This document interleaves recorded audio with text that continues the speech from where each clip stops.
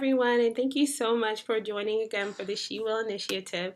I haven't posted a video in a long time, so I wanted to make sure that I put something up, and today we're going to be talking about God's timing. One thing I realized in my own personal life is sometimes God's timing isn't really our timing. A lot of times what God wants at certain times doesn't really align with sometimes what we want. God gave me a really good illustration of this actually when the other week I was spending time with my godson and I had took him to a robots exhibit at the Franklin Institute.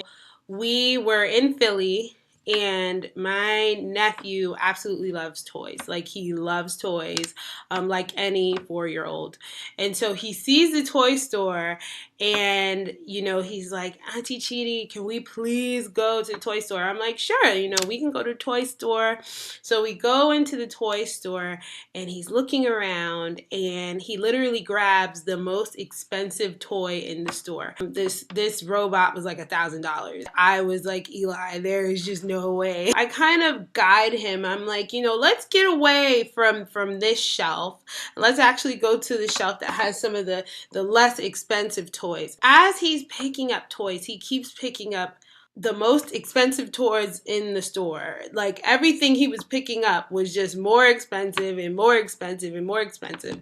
And I'm like, Eli, pick these toys. You're between this two medians of $20 to like maybe $30. So pick toys within your price range. And so he goes to the rack that has toys within his price range and he's looking around and the things that he's picking up are just not worth the money. And so I look at him and I say, Eli, listen, I can buy you this toy, but if you just wait, maybe just wait 15 minutes. After we leave here, we can go to Toys R Us and we can actually get you a better toy, a better robot. It'll cost me less money and you'll get a better toy. He wasn't having it at all. I just saw literally his face turn in disgust and he wanted his toy now. And I said, Eli, I'm trying to tell you, I have something in mind. Like I've seen what I want to get you because during Christmas I had actually seen a robot that was around the same price of what he was looking at. And I was like, how about you just wait and I can just get you that robot. It'll be way more for your money. And Eli's looking at me and he's just not having it at all. What ended up happening is I ended up buying him the $20 toy. Wasn't as good as the toy that I had in mind for him, but in the spirit of not having a 4-year-old having a complete meltdown, I just kind of budged and bought the $20 toy. One thing that God showed me through that is as I was asking him and telling him to wait and almost trying to convince him, I started to get irritated, started to get frustrated. Like, why isn't he listening to me? Why doesn't he see that what I have for him is better than what is right in front of him? And immediately God is like, that's what you do all the time. I'll tell you I have something better for you, and because it's not right in front of your face, because it's not immediate, because it's not exactly on your timetable, all of a sudden it's very hard for you to conceive it, and you want what's right in front of you right now instead of just waiting and getting something even better. One illustration of this in the Bible of being on God's timing and not being on your own is the story of Zacharias and Elizabeth.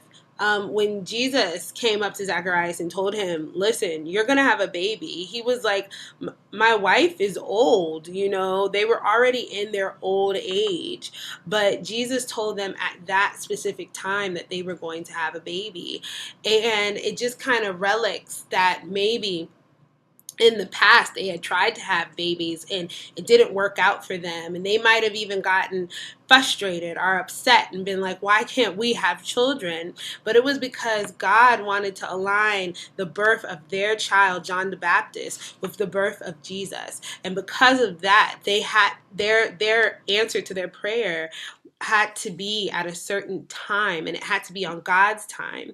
And if they would have went on their own timetable, maybe their child would have never been the person that helped usher Jesus into his ultimate purpose on this earth. So essentially, God's time is the best time. God's time, even though it's frustrating, sometimes we get sad, we wonder if God's listening to us. He is listening to our prayers. It's just that he wants to optimize your prayer. He wants to give you the best of everything. And sometimes giving you the best of everything takes time. So I'm telling you this because I just want to encourage anyone watching who may be frustrated, who may be feeling like, is God listening to me? I've been praying about this for years. It hasn't happened yet. Don't be discouraged. Don't give up. It's because God has aligned your life in a certain way that he wants to make sure that he gives you not his permissive will, but his perfect will. And I just hope that anybody watching this understands that God did not forget about you. You are not forgotten. It's just that God has something better on the way. So that's it for this week. Please like, subscribe, give me ideas on what to talk about for the coming weeks. Thank you so much, everyone, for joining. And just remember, I will, you will, and she will. Thanks.